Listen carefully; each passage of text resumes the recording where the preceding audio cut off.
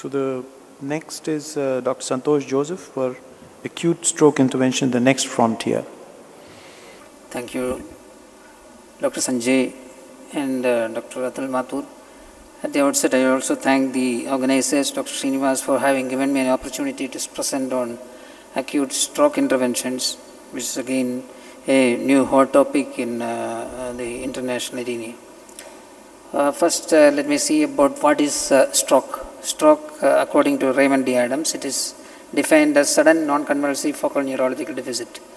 So it has varied presentation. It may be sometimes very simple and it may last only some seconds to minutes. Sometimes in extreme cases, patient can become hemiplegic and aphasic and can become comatose. So it can be sometimes devastating, and following a stroke, the life after the stroke is quite catastrophic.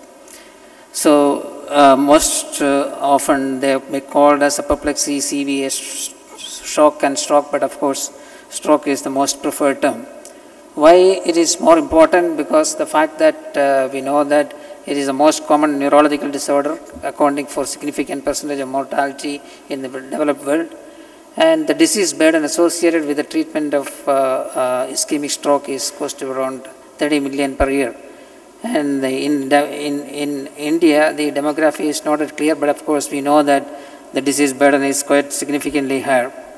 And we also know about that the stroke has got two components, which is ischemic stroke, which is around 4 times higher than that of the hemorrhagic stroke. The ischemic stroke is around 80%, whereas the hemorrhagic stroke is around 18%. And it is very important to deal with the ischemic stroke. And what are the important measures by which we can tackle this ischemic stroke?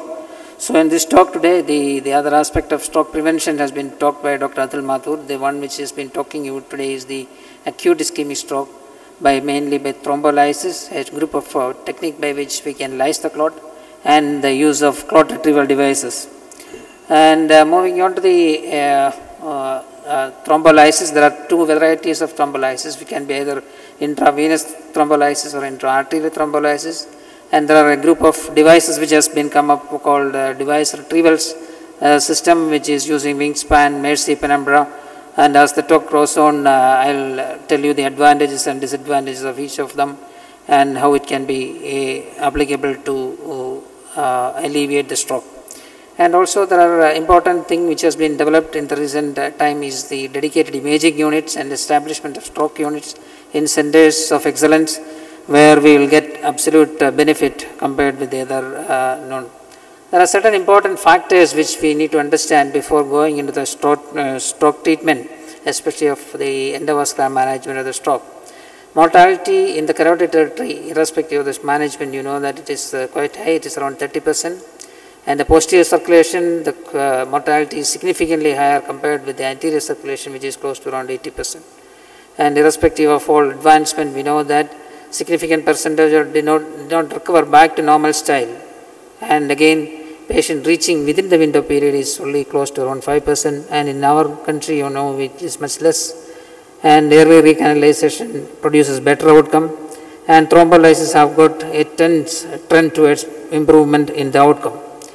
And what is the basic principles of ischemic stroke? We also know that initially when the patient presents with a stroke, you have a core area of infarct which is called as the penumbra. So this is what is shown on the red face here. And surrounding that there is a wide, around 10 times higher is the ischemic, this is called the umbra. Surrounding that 10 times higher is the penumbra. So what happens is that when you wait for a significant period of time, if you remain, it doesn't remain like that. If you wait for some more time, what happens is that the umbra is going to increase and the penumbra become decreased and then go on to a fixed deficit.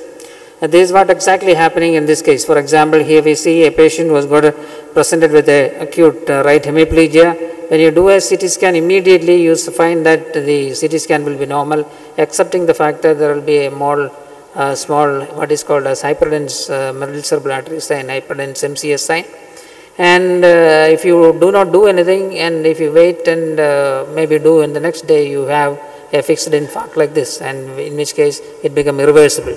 On the other hand, if you do an angiogram, you will immediately find that there will be a block which is occurring in the M1 segment on the left side, and this is only a comparison angiogram. We can see how the normal artery fills up. So what is the evidence which has come up for the thrombolysis? The evidence which has come up is what is called as the NINS RTPA trial, especially the part 2 trial has shown significant improvement following intravenous thrombolysis, which shows the overall outcome is favoring an absolute reduction of stroke around 19% as against the placebo treatment, which is around close to around 30%. So this is the basic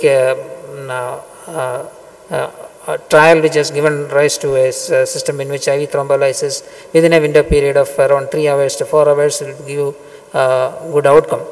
And of course, one also has to understand the fact that any revascularization in this area can also result in hemorrhagic events, which is around 10 times compared with the other treatment. But you can always see that the median infarct volume is significantly reduced around 50%. The other group of thrombolysis which has come up is called the intra-arterial thrombolysis. There are 2 studies which has come up is called the PROACT 1 and PROACT 2 studies, which also compares that the outcome by using pro-urokinase, which is using intra-arterial thrombolysis, tend to have a better outcome compared with the placebo treatment. And one has to remember that this is again it will promote the recovery of penumbral tissue by lysing it, but there is always a negative point of hemorrhagic transformation and worsening of deficit because of the revascularization injuries. So what we do in this situation is that if you see a patient who has got a stroke within the window period, what we have to do is you have to do the necessary imaging, and then we have to access the carotid immediately. We always go from the femoral artery and take the appropriate, select the appropriate guiding catheter, and then you have to pass one of your devices, either micro catheter or any of the other devices what is available to us, and I shall show you some of them and what can we do about this. So for example, here you got a patient who has got a stroke. Patient who is in the normal flow is like this. When the patient develops a stroke, there is a sudden decrease in the flow distal to the obstruction. So what we can do in these circumstances is that you pass a micro wire and get with the micro catheter over the wire close to the stenosis region and infuse TPA, and in the process of TPA this clot will lyse and then circulation will re-establish, and this should happen over a period of the window period of what is called as within the period of 6 hours for intra-arterial thrombolysis. So this is what exactly happening here. So a patient who has been presented with a stroke which is in the correct window period, then you see here the vertebral artery is normal. When you come on to the right left carotid artery, you see the MCA occlusion. So then you can access the MCA by using this microcatheter. Here locally you can see the microcatheter is being placed here. The microcatheter is being placed and infuse the intra-arterial TPA, and at the end you have a recanalization. Patient had a remarkable recovery. Another patient, this is probably one of the only patients which has come directly to us, because this patient was been the son of this patient was been a TV a producer who has been taking interviews on this stroke, ischemic stroke. So this patient has been directly brought to us, and then you can see here when we did the angiogram, you see here directly a hemiplegic patient who has T occlusion, which is unlikely to produce any major result, but we have tried our lysic treatment. Within 1.5 hours of lysis, you find that total recanalization happened. This is the importance of getting the patient in the right window period, and the patient had a remarkable recovery. And the other things which have come up along with the thrombolysis is the newer thing which has come up is a stent. As we all know that the stents which are used in the intracranium is always the stent that is adaptable to the cardiological stent, but it is more riskier to pass because it is more tortuous, vessels are more tortuous, we have to pass more distally. So several newer stents which has come, what is called as the wingspan stent. Sometimes after a lysis, what we find that there will be an area of narrowing which will be persistent in spite of lysis. For example, here we see a patient who was presented with stroke here. After the lysis, you see in the superior division of the MCA, you see here the significant narrowing, and 3D rotational angiogram, you can see here there is significant irregularity of this, and there is a near total occlusion of the inferior superior division here. So in these circumstances, using the microcatheter, which is specially suited for the intracranial navigation, with the help of microwire, we can negotiate this stenosis and go and deposit a wingspan stent. And at this end, you can have here the system like this. There is the pre-procedure and this is the post-procedure. The occluded segment has been recanalized and the patient had a remarkable recovery. So one other devices which has come in the market is what is called as the Mercy device, where you have a screw cap mechanism where you can pass distal to the occlusion, which you have to pass with the help of a microcatheter, and then you inflate the guiding catheter with a balloon, and then the entire clot can be retrieved along with the things. But these devices are not available to us in our country, but significant improvement has been shown in the literature in the Western countries. But there are several criticisms to this. These are animations which will produce nice pictures, but in practical terms it may not produce the same result as such. But in the next one group of device, what is called as the suction aspiration system, what is called as the penumbra device, is again available to us. And this is one of the system where it shows that you can lyse the clot by at the same time you aspirate after the inflation of the guiding catheter, and then you have a better chance of aspirating. And this also has shown significant improvement in the stroke lysis. One of the major advantages of using this device is that you don't have to use the TPA or the other lytic agents, with the reduction in the conversion of hemorrhagic transformation.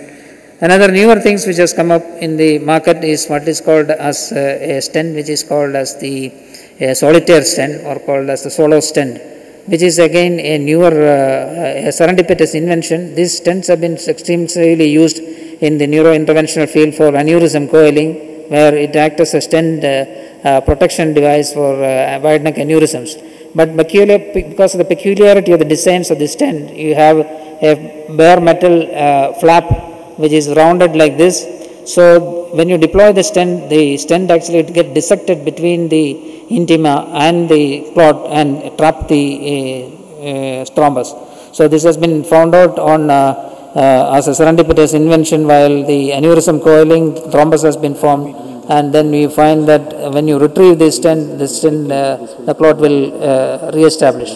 For example, here one of the patient who had presented with acute stroke here with one passage of the stent without use of any lysis, and the fastest way to recanalize is by the use of any of these stent retriever device, which will be much more easier because you don't have to use the thrombolytic agents, and with the result they reduce the incidence of hemorrhagic transformation of the brain. This is how the situation which will happen here. The stent will get dissected out and then the clot can be retrieved out. And so in short, I should say that the thrombolysis in stroke, it's actually a team approach, involves several persons at different levels. You should have a good neurologist who should assess immediately, and should have a good emergency management person. You should have a good persons with a stroke unit. Ideally, you should have a stroke unit and paramedical staff, and needless to say, the anesthesiologist, because anesthesiologist is extremely important, because passing a wire into the intracranial circulation without the help of anesthesia is quite tough, and you may not be able to pass it perfectly well. So this is a team approach, is the only one which will give rise to this. Another newer things which have come up is the dedicated imaging unit, what is called as the IMRIS, where coupling of MR and the CT, coupling of MR and the angiographic suit in the same environment. First, the MR can be done, which can evaluate the diffusion-perfusion mismatch, and then using the same angio table, we can do the thing. So you can give the IV thrombolysis, start on with the DSA. If there is no improvement on IV thrombolysis, go on with the DSA, find out where is the occlusion, then again confirm whether there is diffusion-perfusion mismatch, then you can go ahead with the management. So these are again commercially available right now, what is called as the IMRIS, and these newer imaging gadgets and coupled with the other stent retriever system has got a better chance of recovery, and still in our country it is still evolving. We need to establish more of stroke units, we need to establish more of awareness in ischemic stroke that may improve the outcome. Thank you very much.